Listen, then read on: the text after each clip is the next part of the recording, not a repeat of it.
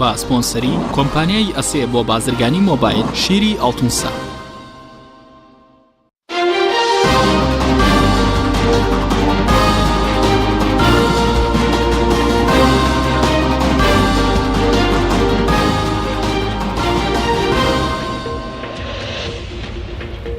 بەناوی خی گەورە سڵاوتان لەبێت بەڕێزان. کۆمەڵی ئیسلامی کوردستان ڕاگەنداوێکی لەسەر ڕووداوەکانی کەرکووک بڵاو کردوتەوە. کۆمەڵی ئیسلامی کوردستان لە ڕاگەنداوەکەیدا باز لەوە دەکات ڕووداوەکانی کەرکووک هەنگاوێکی مەترسیدارە و پاشەکشێ لە ناوچە کوردستانەکانی دەرەوەی ئیدارەی هەرێم. بە میوانداری بەڕێز ڕێبوار حەمەد و تەبێژی کۆمەڵی ئیسلامی کوردستان باز لە هەڵوێستی کۆمەڵی ئیسلامی دەربارەی ڕووداوەکانی کەرکووک دەکەین. سەرەتا راپۆرتێک دەبین، دواتر لەگەڵ میوانەکەمان درێژە بەم پرسە دەدەین. دوای 3 ساڵ لە کۆنتڕۆڵکردنەوەی تەواوی پارێزگای کەرکووک و ناوچە دابڕێنراوەکان لەلایەن هێزی پێشمەرگەوە ئەمڕۆ جارێکی دیکە سوپای عێراق گەڕایەوە ئەو شارە. دوای هاتنی داعش لە 10 حوزەیرانی ساڵی 2014 سوپای عێراق لە ناوچە کوردستانیەکانی دەرەوەی ئیدارەی هەرێم هەڵهات و هێزی پێشمەرگە جێگەی گرتەوە. دوای کۆنتڕۆڵکردنەوەی ئەو ناوچانە لەلایەن هێزی پێشمەرگە بەرپرسانی هەرێم باسییان لەوە دەکرد مادەی 140 جێبەجێکراوە. دوای 3 ساڵ و 4 مانگیش لە کۆنتڕۆڵکردنەوەی ئەو ناوچانە لەلایەن هێزی پێشمەرگەوە جارێکی دیکە سوپای عێراق و حەشتی شەعبی هاتنەوە کەرکووک و دەسەڵاتی حکوومەتی فیدڕاڵ گەڕایەوە بۆ ئەو ناوچانە. پارتی و یەکێتی کە بەرپرسیار یەکەمن لە ئایندەی ئەو ناوچانە ئێستا یەکتری تۆمەتبار دەکەن بە هاتنەوەی سوپای عێراق بۆ کەرکووک. بەپێی زانیاریەکانیش پارتی و یەکێتی لە کۆبوونەوەی دوێنێ لە شارۆچکەی دووکان ڕەزامەندیان دەربڕیەوە بۆ گێڕانەوەی سوپای عێراق بۆ ئەو ناوچانە و پێکهێنانی ئیدارەیەکی هاوبەش. ئەبڕای چاودێرانی ژێکێتی و پارتی و شوێن کەوتەکانیان بۆ ئەنجامدانی ڕیفراندۆم پاساویاندایە دەستی حکوومەتی عێراق بۆ گەڕانەوە بۆ ئەو ناوچانە و ئەوەی ئێستا ڕوو دەدات لە ئەنجامی هەڵەی ڕیفراندۆمەوەیە.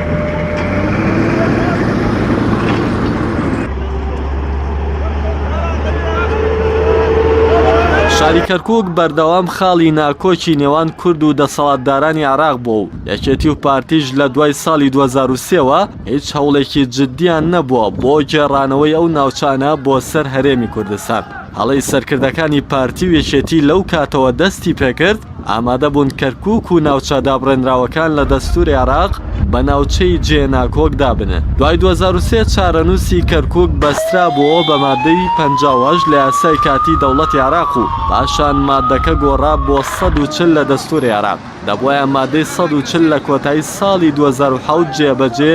بکرایە.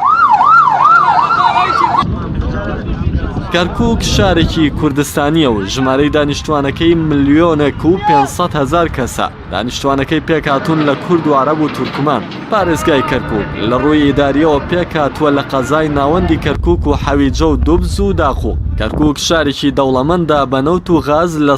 40 نەوتی عێراق پێک دێنێت. بێرە نەوتەکانی کەرکووکیش کە پێکهاتوون لە بای حەسەن و ئاوانە و بابەگورگور و خەباز و جەمبور کە ڕۆژانە توانای بەرهەمێنانی 450,000 بەرمیل نەوتیانەیە. هاتنەوەی سوپای عێراقیش بۆ کەرکووک و ناوچە دابڕێنراوەکان زەبێکی کوشندەیە لە ئەگلاکردنەوەی چارەنووسیە و ناوچانە و گەڕانەوەیان بۆ سەر هەرێمی کوردستان.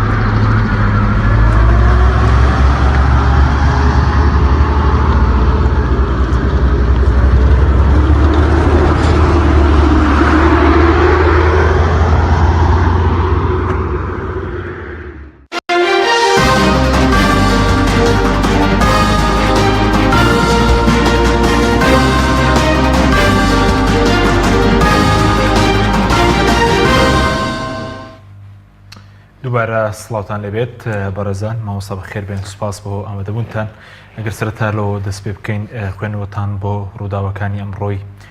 کەرکووک چییە و پێتان وایە ئەمە لە ئەنجامی چیەوە ڕوویدا؟ بەناوی خۆی گەور و میهرەبان، زۆر سوپاس، سڵاو لە بینەرانی کەناڵی ئاسمانی پەیام. ئەلبەتەوەی ئەمڕۆ یعنی هەر چۆنێک ئێمە باس لە ڕووداوەکان و خوێندنەوەکان بکەین، عینی ڕووداوەکە خۆی کارەساتێکە بەڕاستی وە بەداخەوەی ئەوەی ئەمڕۆ ڕوویدا و ئاوارە بوونی دەیان هەزار هاوڵاتی شاری کەرکووک و ڕژانی خوێنی دەیان پێشمەرگی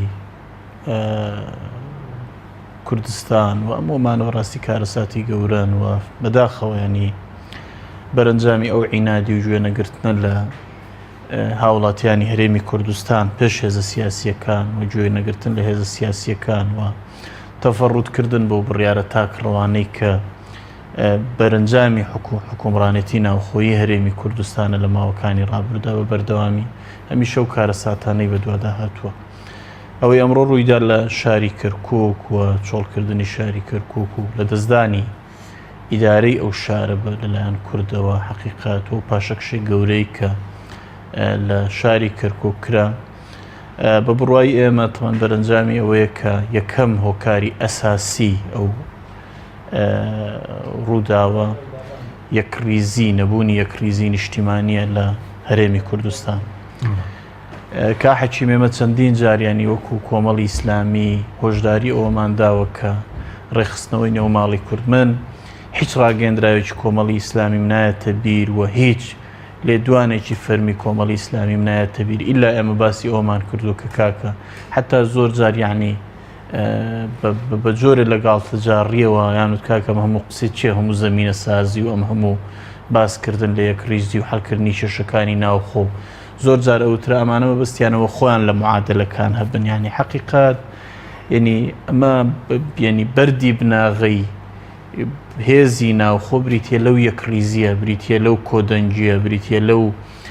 ئەوەی کە هێز و لایەنە سیاسیەکان کۆدەنگ بن لە هەرێمی کوردستان هەموو ئەو هەنگاوانینرا یەکەم نەتواندرا کۆدەنگی نیشتیمانی لەسەر دروستکرێ یەک دوو ئەوەی ئەم ڕۆژ ڕوویدا دەری خستکا کە ئەو هێزانش کە بەیەکەوە شەنگاویان ناوە تەنها لە ڕواڵەتدا یەکریزن تەنها لە ڕواڵەتدا ینی هاودیدن بۆ کۆمەڵێ لە پرسەکان حەقیقەت ئەگەرنا خلافێکی گەورە لە نێوان ئەوانیشدا هەیە هەموو ئەوە هەموو ئەو ڕووداوانەوە ڕوودا و کارەساتی کەش ڕوودەدەن ئەگەر ئێمە نێوماڵی کوردی ڕێک نەخرێتەوە یەکریزی نەگەڕێتەوە. هەرێمی کوردستان ئێمە پێش ئەوەی ڕخنە لە ینی کە دوایی دێینە سەر ئەوەش کە بەڕاستی ئەوەی حکوومەتی عێراقی شەیکە خۆی ینی قابلی قبول نییە و جێی نیگەرانیەوە بێ ڕەتکرێتەوە حەقیقات بەڵام هەرێمی کوردستان تا ئەو کاتەی نەگاتە ئەوەی دۆخی ناوخۆی هەرێمی کوردستان بە جۆرێ بێ دامەزراوەی نیشتیمانی بن هێزێکی نیشتیمانی یەکگرتووی هەبێ ئەم هێزە هێزێکی ینی بەم شێوەی کە ئێمە لە دێها ڕاگەندراوی پێشودا وتومانە بە دەری خست کە هەتا نەگەینە ئەو قۆناغە ئێمە ناتوانین بەرگری ڕاستەقینە لە خاک و نیشتیمانی خۆمان بکەین و هەمیشە ئەزمموی ئەم گەلاوە خوێنی ڕژاوی شەهیدان و ئەم هەموو قوربانیدانی کە هەیە لە مەترسیدایە مادام یەکریزی لە نێوماڵی کوردانە بێ مادام ئەم هەرێمی کوردستانە دامەزراوەکانی دامەزراوەی نیشتیمانی نەبن و لەسەر پێی خۆی نەوەسترا بن کە هەتا من و تۆ ئێستاشەم قسەکەین هیچ ئیرادەیەک نییە بۆ ئەوە حەقیقات ئەو لێکترازانە سیاسی هۆکاری ئەساسی و بنەڕەتی ئەو واقعەیە ئەوە جگەل لەوەی کە ئەمانە بەرەنجامی سەرەتایی بڕیارە هەڵەکانن بەرەنجامی سەرەتایی ئەو بڕیارە هەڵانن کە لە ڕابردوو دران خۆتە زانی تەمەنێمە زۆر بە ڕۆشنی وتمان کە ئەم ڕیفراندۆمە زمینە سازی بۆ نەکراوە زمینەی ناوخۆی نییە زمینەی دەرەکی نییە زمینەی ئیقلیمی نییە لە ناوچەکە زمینەی دەولی نییە و کۆمەلگای نێودەوڵەتی لەگەڵی نییە ئەمانە بەڕاستیانی بە جۆرە هەنگاویان نە کوردیان بێ پشتیوان کرد بەداخەوە کوردیان بێ پشتیوان کرد و نەیارەکانی دوێنیان یەک خست ئێستا خۆتە بینی کە ینی بۆ یەکەم جار دوای ینی ساڵانێکی زۆری ململانە ئێستا تورکیا و ئێران کۆدەنگن لەسەر ئەوەی لە عێراق ڕووەدا و لە هەرێمی کوردستان ڕووەدا و ئەوان ئێستا هەماهەنگی تەواویان لەگەڵ حکوومەتی ناوەندی هەیە ئێستا هاوپەیمانان وەکو خۆیان ڕاگەێنن ئاگادارن بەوەی کە ڕوویداوە ئەمڕۆ حەقیقەت ئەمانە بەرەنجامی ئەو بڕیارە هەڵانن کە بڕیار بەدەستانی هەرێمی کوردستان دەسەڵاتدارانی هەرێمی کوردستان کوردیان بێ پشتیوان کرد کوردیان وا لێ کرد کە هیچ پشتیوانێکی نێودەوڵەتی نەمێنەوە وڵاتانی ناوچەکە پشتیوانی لێ نەکەن ئەمەش بەرەنجامی ئەو جۆرە بەرەنجامی دووشتە ینی حەقیقەت یەک بەرەنجامی ئەو جۆرە لە تەفەڕوودە جۆرە لە تاکڕەویە لە بڕیارداندا و حەقیقەت بەرەنجامی ئەوەشە کە واقعی سیاسیان باش نەخوێندەوە و سەرکەوتوو نەبوون لەوەی کە واقعەکە بخوێنەوە گوێشیان لە هێزەکانی کە نەگەر گوێشیان لە ئێمەمانان نەگر کە زۆر بە ڕۆشنی و بە وازەحی ینی هەموو بەیان نامە و ڕاگەیەندراوەکانی ئێمە زۆر ڕۆشتنن لەسەر ئەوە هەموو ئەوە ینیەوە بەرەنجامی سەرەتایی ئەو بڕیارانەیە کەواتە بە بۆچوونیەوە ئەوەی کە ئێستا ڕوودەدات لە کەرکووک پەیوەندی بە هەڵەی ریفراندۆم و ئەو بڕیارەوەی کە ئێوە پێتان وابوو زەمینی سازی بۆ نەکراوە ئێوە هیچ شکی تێدا نییە هیچ شکی تێدا نیانی بەرەنجامی ئەوەیە کە ینی ریفراندۆمێکی لە هۆکارەکانێتی یەکی لە هۆکارەکانێتی بەڵام مەگەر باس لەو شکستە بکەین کە ڕوویداوە ئەوە جگە لە ریفراندۆم کە ریفراندۆمەکە هۆکاری ینی ئەساسی هاتنەوەی حەشدی شعبی وەزیشی عێراقیەوە چونکە لانی کەم ئەوان بەهۆی ریفراندۆمەوە زەمینەیان بۆ دروست بوو خۆی زۆر جاریانی بەرپرسان و بڕیار بەدەستانی هەرێمی کوردستان ئەڵێن ئەگەر ریفراندۆمیش نەکرا بە ئەوان هەر ئەو هەنگاویان ئەنا یا هەر بەنیازی ئەو هەنگاو بوون بەهۆی ریفراندۆم ئەوان زمینیان بۆ دروست بوو بەبێ ریفراندۆم زمینەی ئەو هێرشانیان نەبوو بەبێ ریفراندۆم وڵاتانی ناوچەکە خۆتەزانی لەو ڕۆ هەماهنگ نابوون لەگەڵیان ئێستا یعنی هاوپەیمانان بێدەنگ نابوون لە بەرامبەری لانی کەم ئێستا هۆکاری ئەوەی کە حکوومەتی عێراقی ئەو هەنگاوانەی بۆ ئەچێتە سەر و ڕەنگە هەنگاوی کەش بنێ ئەوەیە کە کورد بێ پشتیوانە لە ڕووی نێودەوڵەتیەوە لە ئێستادا بەرەنجامی ئەو بڕیارە هەڵانەی کە بڕیار بەدەستانی هەرێمی کوردستاندایان بزات ینی ئەمە جاری کەش و تومانە ئەمڕۆ ینی کاتێتی هاوڵاتیانی هەرێمی کوردستان و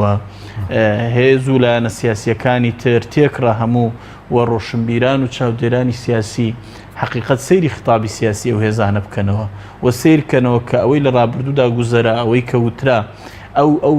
تەوەقعاتانەی کە کرا بۆ ئیفرازاتی ریفراندۆم و دەرهاویشتەکانی کێ صحیح توانی واقعی سیاسی هەرێمی کوردستان بخوێنێتەوە ئێمە زۆر بە ڕاشکایی وتومانە ئەو هێزانەی کە کۆمیتەی ریفراندۆمیان دروست کرد و ئەوانەی کە بڕیاری سیاسی هەرێمی کوردستانیان بردە ئەو کۆمیتەیە و ئەوانەی کە هەر ڕۆژە و لە ژێرناوێک وەکو ئێمە وتومانە لەو ڕۆژێک بە ناوی کۆمیتەی باڵای ریفراندۆم ڕۆژێ بە ناوی سەرکردایەتی سیاسی کوردەوە ڕۆژێ بە ناوی ئەنجومەنی باڵای سیاسی و قەراری سیاسیان بردووی هەمووانە بە تحملی مەسئولیت کەن ئێستا ئەوان چۆن خەریکە ینی ئەمڕۆ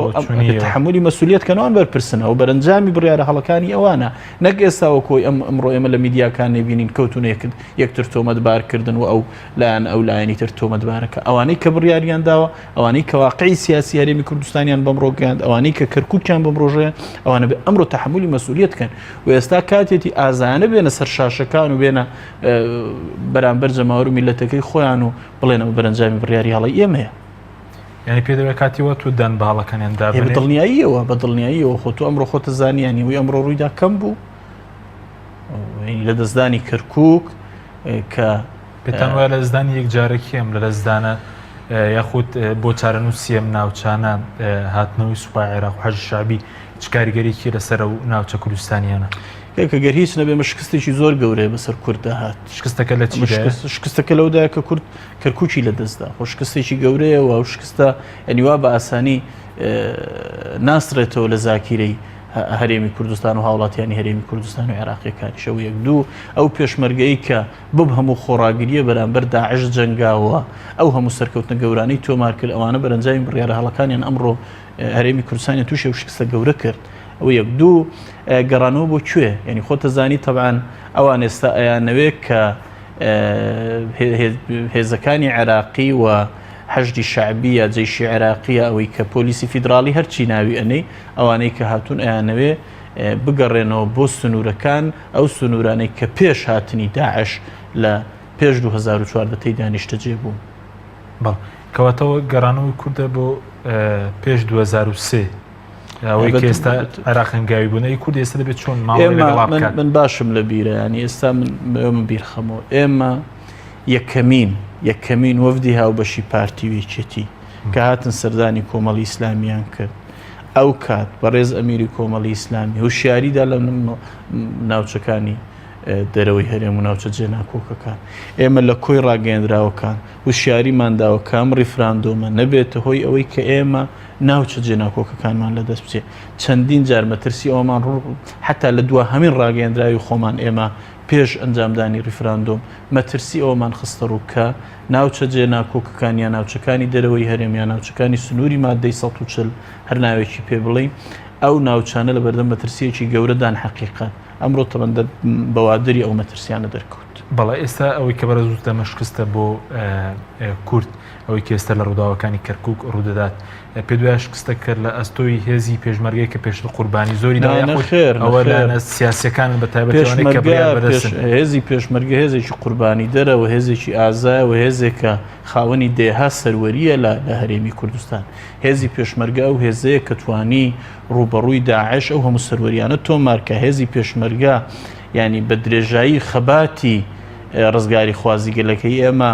ینی بەرامبەر تۆپ و تیاری ڕژەمێک لە دوای یەکەکانی عێراق خۆڕاگرانەکاری کردووە بەرەنجامی ئەو سەرکردایەتی سیاسی لێکترازاوەیە کە ئێستا بڕیاری سیاسی هەرێمی کوردستانیان لە دەستە ئەوانەی کە ئامادەنین کۆدەنجی سیاسی بجێڕنەوە نێو ماڵی کورد ئامادەنین یەکریزی نیشتیمانی دروستکەن ئامادەنین بە جۆرێک وڵات ڕێکخەنەوە کە دامەزراوەکان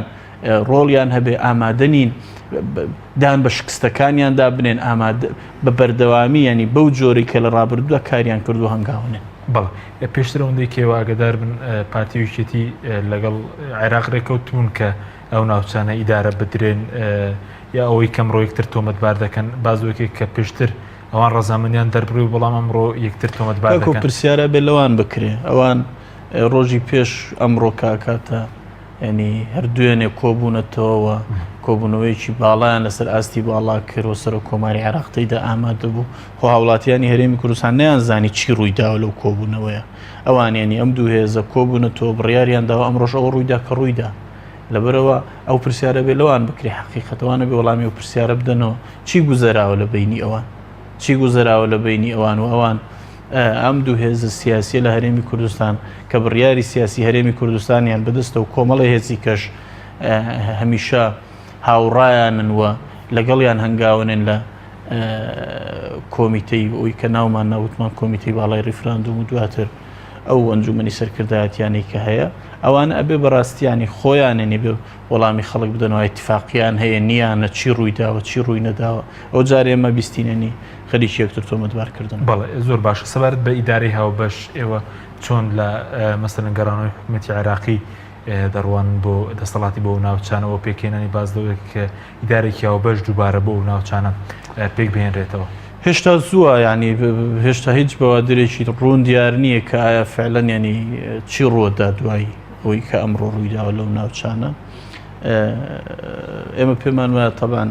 بەداخەوە ینی خۆتەزانی لە ئەنجومەنی پارێزگای کورد و لیستی کە لیستی برایەتی بۆ زۆری نەبووە کورد بە پێی استحقاقی انتخاباتی خۆی لە شاری کەرکووک لەگەڵ پێکهاتەکانی کە شاری کەرکووکیان بەڕێوا برد خۆ تەبان ئەویش ینی خۆتەزانی جێمولا حەزە و لەسەر وەستانە بەڵام ینی دوای ئەوەی ئەمڕۆ ڕوویداوە چی ڕوئەدا بەجارە چاوەڕوان بین. بەڵام ئەمە گەڕانەوە نیە بۆ خاڵی سفر مەسەرەن بۆ ناوچانە دووبارە گەڕانەوەی لەسەڵاتی حکوومەتی عێراقی چۆن ێگلا دەکرێت زۆر بەڕوونی تەبەن من ئێستا ئەمە جارێ زووە قسە لەسەر ئایندەیان بکەین بەڵام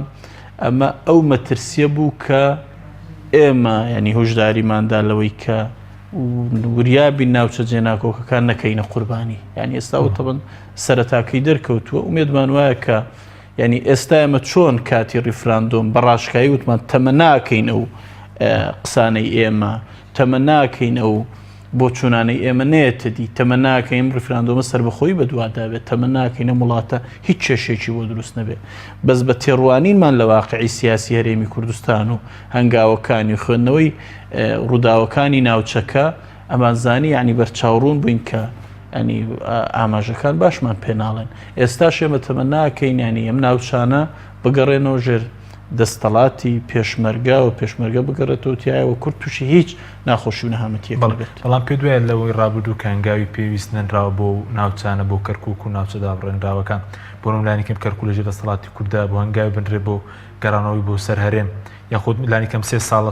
بەتاوەتی کۆنتڕۆڵ کاوتە لایەن هەرێمەوە یەکلاکردنەوەی بە حەقی ئەو ناوچانە تەقسیرێکی گەورە هەبووە لە هەرێمی کوردستانەوە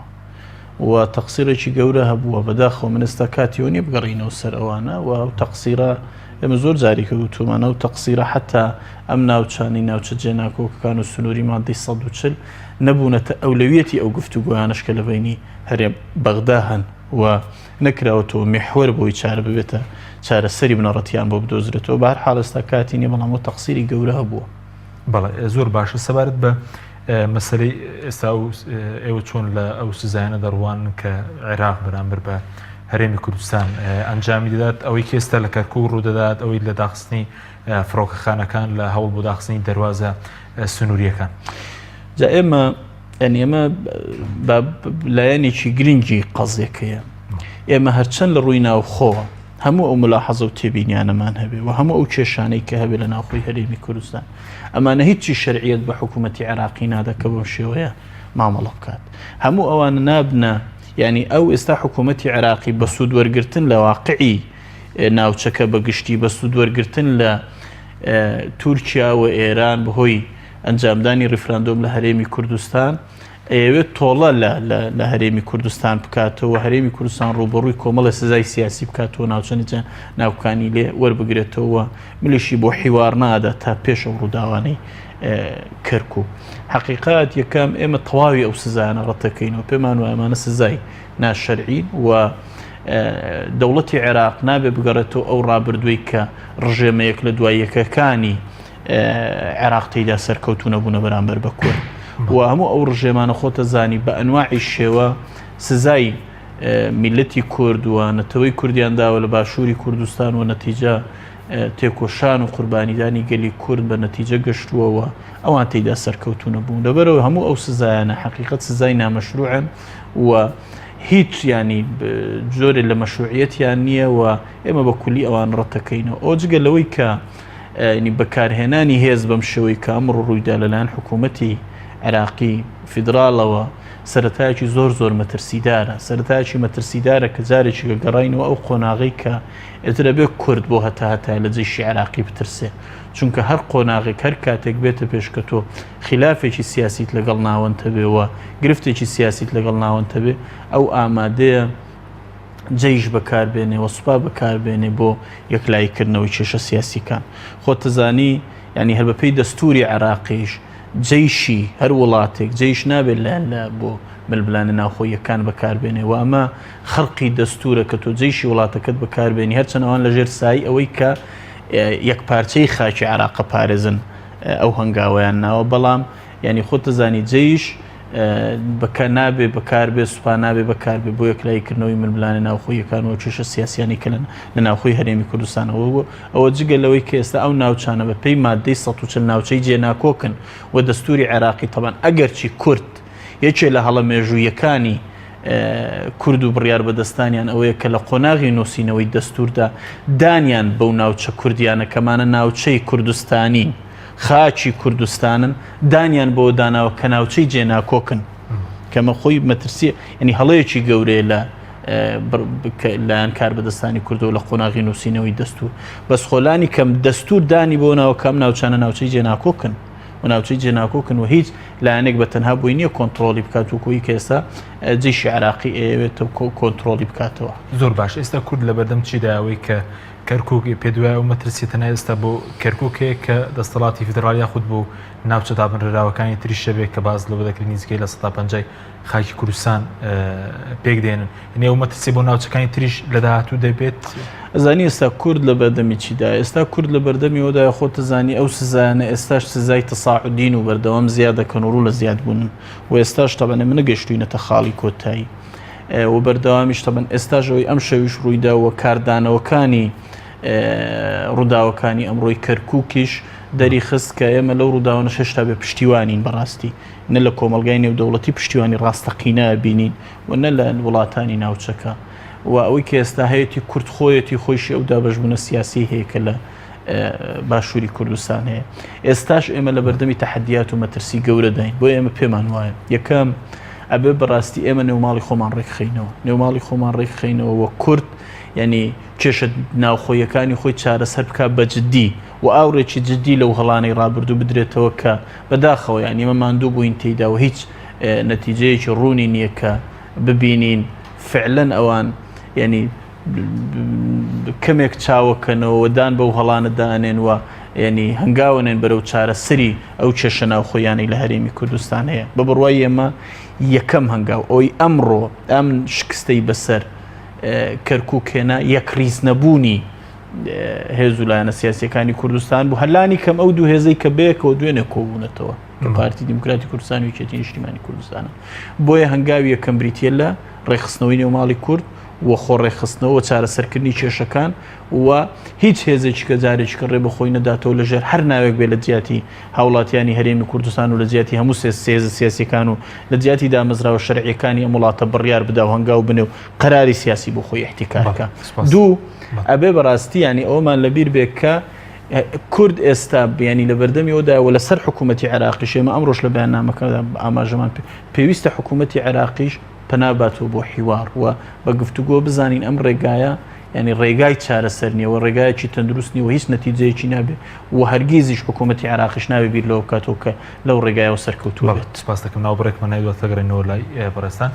بەڵێ بینەرانی بەڕێز ناوبڕێک و دەگەڕێنەوە لاتەم لەگەڵ مامێنەوە. بەرنامەی ئەمڕۆ با سپۆنسەری کۆمپانیای ئەسێ بۆ بازرگانی مۆبایل شیری ئەڵتونسا.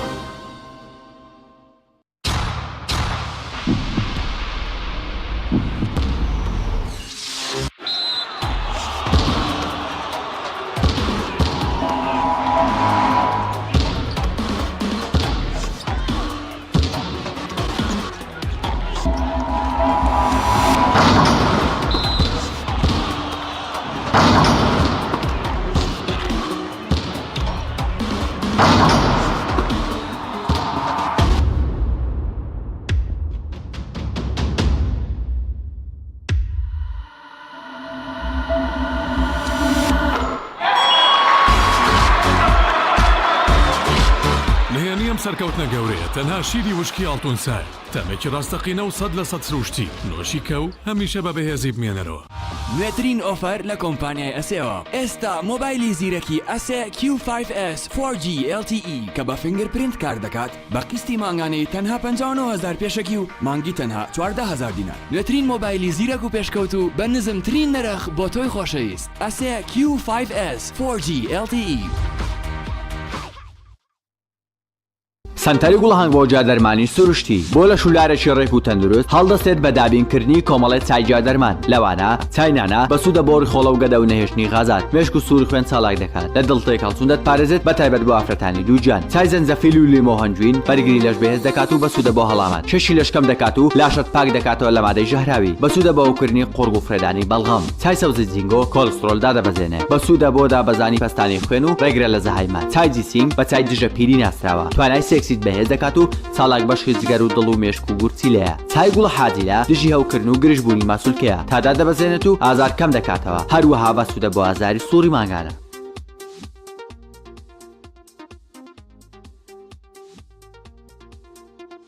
کۆمپانیای دنیا دیکۆر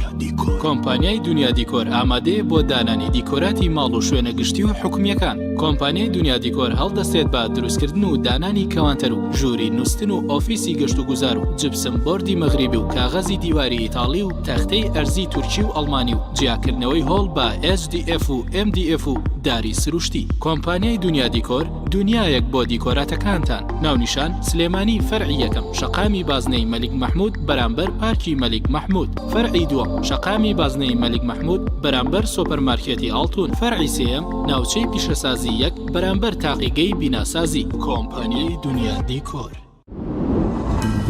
تۆپ ئارت تاکە بریکاری تۆڕی میدیایی کۆمەڵ بۆ دروستکردن و بڵاوکردنەوەی ڕیکلام. تۆپ ئارت.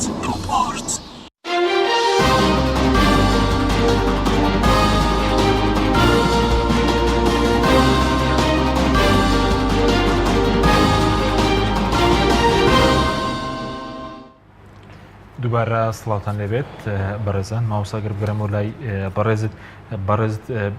باست لەوکەوە کاری ئەم ڕووداوانەی کە لە کەرکووک ڕوویدا پەیوەندی بەوەی کە ناوماڵی کورد پەرتەوازە و پەیوەندی بەو بڕیارە هەڵی ڕیفراندۆمەوەی بەڵام ئێستا ڕەنگە خەڵک بە پرسێ زۆر لایەن سیستەکان باسی یەکریزی دەکەن چۆن ئێستا یەکریزی دروست دەبێت بەچی دروست دەبێت ڕەگەزەکانی چین جارێ یەکریزی حەقیقەت بە ئیرادە دروستە بێ بە ئیرادە دروستە بێ کە بێ هێز و لایەنە سیاسیەکان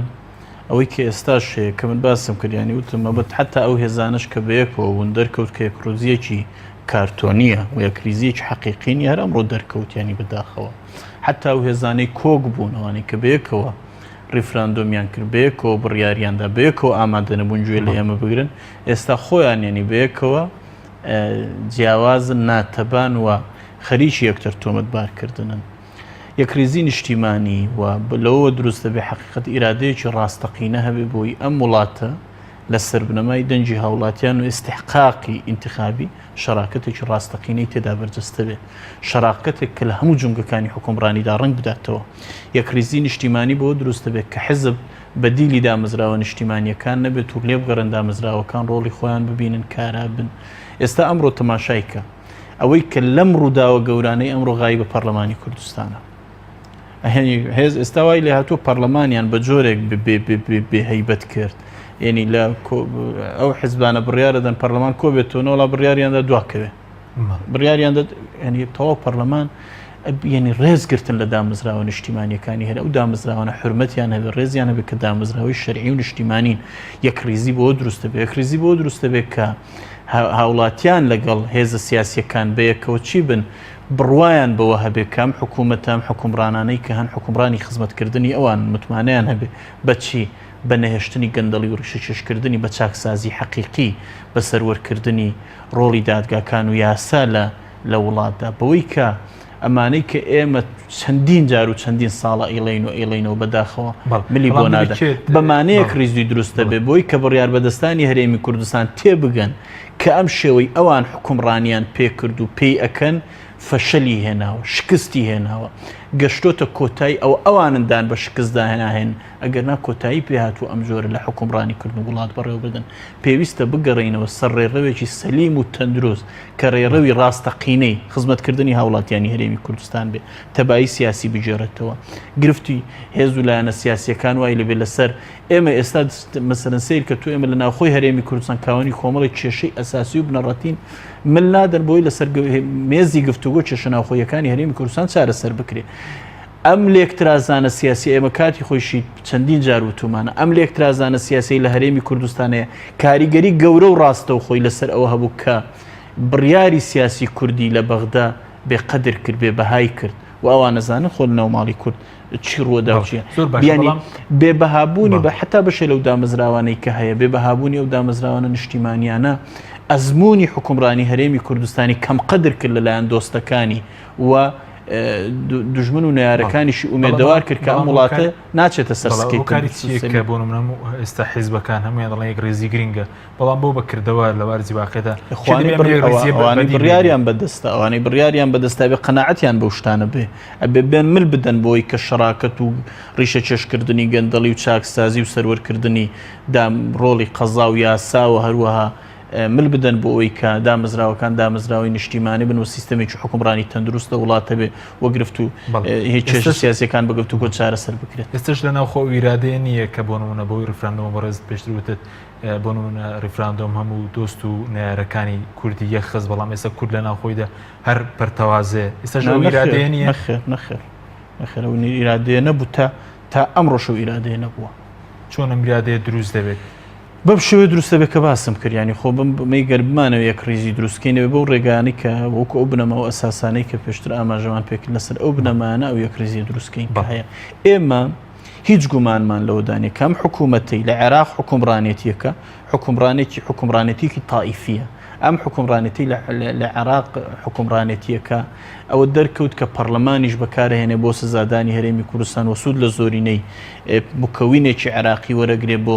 دەست بە سەراگرتنی لە ڕێی یاساوە دەست بەسەر هەموو عێراقدا بگرێەوە دەرکەوت کە ئەوانە هەموو ڕێگایەکی نامەشروع ئەگرنە بەر بۆی کە سزای پێکاتەکانی تری عێراق بدەن وە جڵەوی حکومڕانی ڕاستەقینەی خۆیان لە عێراق بگرنە دەستوە دەرکەوت کە ئەوان یعنی ئەوەی کە لە جنوب و لە ناوەڕاست کردویان ئەیانەوەی ئەوەش لە هەرێمی کوردستان و لە ناوچە جێناکۆکەکان کە نەیانتوانیەوە بیکەن بەڵامەوە ئێمەین کە ئەبێ بەم ئیرادەیەوە ڕێی لێ بگرین ئێمە هیچ گومانێکمان لەوە نییە کام حکومڕانێتی کە لە بەغدا هەیە بەڵێ باوەڕی بە شەراکەت نییە بەڵێ تەوافقی تێکدا هەموو ئەوانەی کردووە ئەوەی ئەمڕۆژ ڕوویدا دەری خست کە ئەوان پەنا بۆ هێزی شەبن بۆ یەکلاییکردنەوەی ململانەکانیان لەگەڵ هەرێمی کوردستان بەڵامەوە ئێمەی چۆن خۆمان ڕێکە خەینەوە چۆن نەتوانین ڕوبەڕووی ئەو تەحەدی و مەترسیانە بینەوە کە ڕوبەڕوومانە بێتەوە. بەڵێ زۆر باش سەبارەت بە ئەنجامی ڕفراندۆم پێتان وایە دوای ئەم ڕووداوانەی ڕوویدا لە کەرکووک چی بەسەر دەبوون منە جێبەجێکردنەکەی یاخود ئایندەی ئەو دەنگی هاوڵاتین کە خەڵک دەنگیدا بۆی کە دەوڵەت ڕابگەێنرێت. جارێ یەکەمە بێ پرسیارە لەوانە بکرێت کە ریفراندۆمیان کرد و ئەوانەی کە ببێ بەر پرسیارەتی ڕاستەقینە هەڵبگرن لەسەر دەرەنجامەکانی ریفراندۆم و بێ دەرەنجامی ریفراندۆم بە وەکو بە دەستێکی ئەمینەوە بەرەو ئەو وعد و بەڵێنانە بن کە وعد و بەڵێنیان بەگەلی کوردستاندا و کە ریفراندۆمیان بۆ سەر بەخۆی کرد. بەڵام ئێمە لە بیرمان بێ کە حقیقات ریفراندۆم ئێمە کاتی خۆشی وتمان وەسیلەیە هۆکارە. ئەم وەسیلەیە ئەگەر مەترسیانەی دەیهێنێ لەسەر ئەوەی کە هەمانە مەترسی دروستکە ئەکرێ لەم هەلومەرج و قۆناغدا نەکرێ بە هەڵگیرێ بۆ هەلومەرج و قۆناغێکی لەبارتر کە زمینەی ناوخۆی هەبێ زمینەی ناوچەی هەبێ و زمینەی دەولیشی هەبێ کە حقیقەت وەکو باسمان کردەوەی گوێ نەگیراوە نەویستراوە نەبیسترا کە بەو شێوەیە بێت. بەڵام لە ئێستادا تەمان خۆتەزانی ئێمە ینی دەرکەوت کە بەهۆی بێ پشتیوان بوونی گەلی کورد لەم قۆناغدا بەهۆی ریفراندۆمەوە بەهۆی ئەوەی کە ینی من نەدرا بۆ هیچ شەی لە مبادرەکانی مجتەمەعی دەولی ئەو دەرەنجامانی لێکەوتۆ کە ئێستا هەیە. ینی پێدان وایە ئەو بڕیاری ریفراندۆمش بۆ هۆکارەوەی کە کورد پشتیوانی نێودوڵەتی لەدەست بدات بدڵنیاییەوە خۆ ریفراندۆم یانی ئەوە هیچ گومان لەوە نییە کە ریفراندۆم بەو شێوەیە کە کرا کوردی بێ پشتیوان کرد. بەڵام هۆکارەکە چی بۆ نمونە بەوانەی کە بڕیار بەرزتی ریفراندۆم بوون مثلەن بە پشتیوانی نێودوڵەتی ئەم پرۆسیان ئەنجامدا بۆ چوونیەوە بۆ نمونە گویان لە چارەنووسی ناوچە کوردستانەکانی دەرەوەی دارە هەرێم نەگرتووە. هۆکارەکەی چییە؟ هۆکارەکەی بۆمانەوە لە دەسەڵات بووە بۆ دروستکردنی مەسەرەن بدرێژەدانم بۆ قەیرانی ئێستا. جارێ یەکەم ینی ئەوە کە ریفراندۆم کوردی بێ پشتیوان کرد لە ڕووی ینی بە تایبەتی پشتیوان و لە هاوپەیمانان و لە کۆمەلگای نێودەوڵەتی و لە هەندێک لە وڵاتانی ناوچەکە زۆر ڕوونە. بەڵام هیچ ئەوە نابێت تەموبەڕیر کە نە حکوومەتی عێراقی نە وڵاتانی ناوچەکە نە کۆمەلگای نێودەوڵەتی حەقی ئەوەیان نییە بەڕاستی ینی مافی سزای گەلێک بدەن کە داوای مافێکی سەرەتایی خۆی کردووە کە مافی بە دەوڵەت بوون و سەر بەخۆیە و ئێمە ئەمە ناکەینە مبەڕیرێکی مەشروع وەکو وتمان ئێمە زوو شوتمان لە بەیاننامە بیداییەکانمان کە هەڵوێستی نەرێنی وڵاتان نابێ کاردانەوەی عکسی یا سلبی لەسەر مەسەلەی سربەخۆیی لە هەرێمی کوردستان دروستکە. بەڵام ئەوە بڕیار بەدەستانی سیاسی کوردن کە بوو واقعی هەرێمی کوردستان بەو شێوەی کە هەیە باش بیخوێنەوە و بزانن کە ناکرێ بەبێ پشتیوانی نێودەوڵەتی ئەو هەنگاوە بنەی ناکرێ بەبێ پشتیوانی بە بێەوەی هیچێکی لە وڵاتانی ناوچەکە ئۆکیان کرد بێ ئەو هەنگاوە بنەی ناکرێ بە پێوی زمینەی ناوخۆتە بێ ئەو هەنگاوە بنی بەبێ هەموو ئەو پێشەکیانە ئەو هەنگاوە فعلەن ئەو مەترسیانە هەبوو کە باسمان کرد. بەڵ خوێنەوەی بەرزتان بۆ ئایندەی پەیوەندەکانی هەرێم و بەغداد چیە دوای ئەو ڕووداوانەی کەرکووک یاخود گفتوگۆکردن لەگەڵ بەغداد پێ دوایە کورد دەبێت چۆن گفتوگۆ لەگەڵ بەغداد بکات هێزە کوردستانەکان چۆن مامەڵەگەڵ یاخود تەناوی دوو حیزب بڕیار لەم مەسەلەیاندا و لەمە دووە شەرەوان بڕیاری لێدەن. یەکەم یعنی ئێمە هیچ بەدیلێکمان بۆ حیوار و گفتوگۆ نییە و پێمان وایە هەموو کێشەکانە بێ لە ڕێگای گفتوگۆ چارەسەر بکرێن و شەڕ هەرگیز ینی نامانگەێنێتە ڕێگا چارێکی تەندروست وە چارەسەری کێشەکان ناکە. ئەمە حکوومەتی ناوەند و ئەبێ پێش حکوومەتی هەرێمی کوردستان پێش هەرێمی کوردستان بیر لەوە بکاتەوە کە ئەمە ڕێگا ترارێکی ناتەندروستە و عێراق جگەل لە ناشرین بوونی وێنەکەی لەوە زیاتر هیچی بۆ نامێنێتەوە. دوو حقیقت لە ئێستادا بەهۆی ئەو ڕووداوانەی کامڕۆ ڕووی داوە گفتوگۆکان ینی بربەست و پەرچی تریان بۆ دروست بووە ئاسان نییە ینی لە گفتوگۆ دەست پێ بکاتەوە سوکەوتمێنی بەدیلێکی بۆ گفتوگۆ نیەوە بێت لە ڕێگەی گفتوگۆ چارەسەر بکرێ. ئەو گفتوگۆیانش کە دەست پێەکەنەوە پێم وایە ینی ئەبێ هێز و لایەنە سیاسیەکان سەرەتا باسمان کرد بە نێوماڵی کورد خۆی ڕێکخرێتەوە و ئەو جۆرە لە گفتوگویانەی کە ئێستا هەیە کە هەندێکی ناغامزە هەندێکی نادیارە خۆتەزانی تەمەن حتا باس لەوە کرێکە ئەم ڕووداوانەی ئەم ڕۆژەبوون ڕوویداوە جۆرە لە گفتوگۆ هەبووە لە بینی من نازانم ینی سەحەتیە بێت چاوەڕوان کە چەندەمان ڕاست دەرەچن حقیقەت ئەبێ مەرجەعیەتی گفتوگۆکردن لە هەرێمی کوردستان زۆر بە ڕۆشنی دیاری بکرێ هیچ هێزێکی سیاسی یا دوو هێزی سیاسی یا ژمارەیەک هێزی سیاسی نەمافی ئەویان هەیە نەئەبێ حەق بە خۆیان بدەن لە جیاتی هەموو هێز و لایەنە سیاسیەکان لە بری دامەزراوە نیشتیمانیەکان لە بری هاوڵاتیانی هەرێمی کوردستان ڕێ بە خۆیان بدەن و بە تەنها نوێنەرایەتی بکەن ئێمە کاتی خۆی پێشنیاریمان کرد پێویستە کورد کۆمیسیۆنێکی هەبێ کۆمیسیۆنێکی هەبێ و کۆمیسیۆنە لە پەرلەمانی کوردستان متمانی پێ بدرێەوە بکرێتە ناوەندێکی باڵای تەفاوز و دانووساندن لەگەڵ بەغدا و بەپێی ئەجندایەکی ڕوون وازح لەگەڵ بەغدا هەنگاو بنێ بۆ چارەسەری کێشەکان و ئێستاش ئێمە پێمان وایە نابێ ئەمانە لە دووتوی هێزێک یا دوو هێزی سیاسی قۆرق بکرێ وگەر بەم شێوەی تا ئێستا مامەڵە کراوە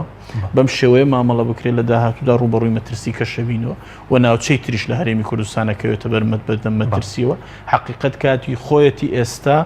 کورد کاتی خۆیەتی ئێستا کورد و سەرکردایەتی ئەوەی ناوی لە خۆی ناوە سەرکردایەتی سیاسی و بەربەردستانی کورد لە ئێستادا پێش ئەوەی گلەی لە دۆستەکانیان بکەن پێشەوەی گلەی لە دۆستەکانی کورد بکەن پێشەوەی لە گلەی لە وڵاتانی ناوچەکە بکەن کە یەکریز بوونە بۆ سزادانی هەرێمی کوردستان پێشەوەی گلەی لە حکوومەتی ناوەندکەن ئەبێ گلەی یەکەم لە خۆمان و لە هەڵەکانی ناو خۆمان و لە نێوماڵی کورد بکرێەوە خۆمان ڕێک بخەینەوە دان بە هەڵەکانی خۆماندا بدەین ئەنجا ڕووی ڕەخنەمان بخەینە سەر نەیارەکانمان و واز لەو یەکتر تۆمەتبارکردنە بێنین و بزانین هەموو ئەوانە یەکتر تۆمەتبارەکەن خۆیان تۆمەتبارن چونکە ئەوان بڕیار بەدەستی یەکەم و ئەخیری واقعی سیاسی زۆر بە کورتی لە سەبارەت بۆی کە بەرەزوتت بۆی گفتوگۆکان لەگەڵ بەغداد بەرهەمی ئەوەی کورتی یەک ڕیز بێ بەڵام ئێستا باز لە مەسەلەی ئەوەی کاڵبژاردن ئەنجامە درێت دووبارە ناکۆکیێن نێوان هێزە سیاسەکان ئەنجام دانانی هەڵبژاردن و پێگەێنانی حکومەت و پەرلەمانی و کاریگەری دەبێت لەسەر گفتوگویانە بە دڵنیاییەوە خۆ تۆ ڕێگای تەندروست بۆ بوونی دامەزراوی شەرعی و نیشتیمانی چیە هەڵبژاردنە کە تۆ هەڵبژاردن لە کاتی خۆی ناکەی کە ئامادەنی هەڵبژاردنێکی نەزیه بکەیکە ئەنی ئەمانە هەمووی هۆکاری ئەساسین لە واقعی لە هەرێمی کوردستان دروست بووە بەڵێ ئێوە کۆمەڵیستانی دژیەوەن کە هەڵبژاردنەکان دوا بخرێت بە تاکید بە دڵنیاییەوە ئێمە زیاد لە جارێک بتومانێ پێمان وایە ینی هەڵبژاردن ئەبێ لە کاتی خۆی دابکرێەوە لە کاتی خۆی قسەمان لەسەر کردووە بەڵام ینی ئێستا خەمی گەورەی ئێمە ئەمڕۆ لەمڕۆدا خەمی گەورەی ئێمە ئەوەیە کە لە کەرکووک ڕوویدا و خەمی گەوری ئێستا ئێمە ئەم هەموو قوربانیانن کە ئەمڕۆ لە کەرکووک بوونەوە موقعەت تاڵەیەکە بەسەر کەرکووک و کەرکووچەکان و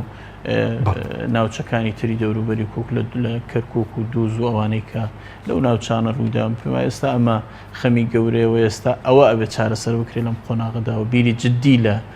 داهاتوو مستقبلی ئەو ناوچانە بکرێت. زۆر سپاس بۆ بەڕێز مامۆستا ڕەبوار حەمەد و تەبێژی کۆمەڵی ئیسلامی کوردستان کە لەم بەرنامەی لەگەڵ ماوەی سوپاس بۆ ئەوی بینەرانی بەڕێز سوپاس بۆ هاوکارانم تا بەرنامێکی تر خواتانەوە.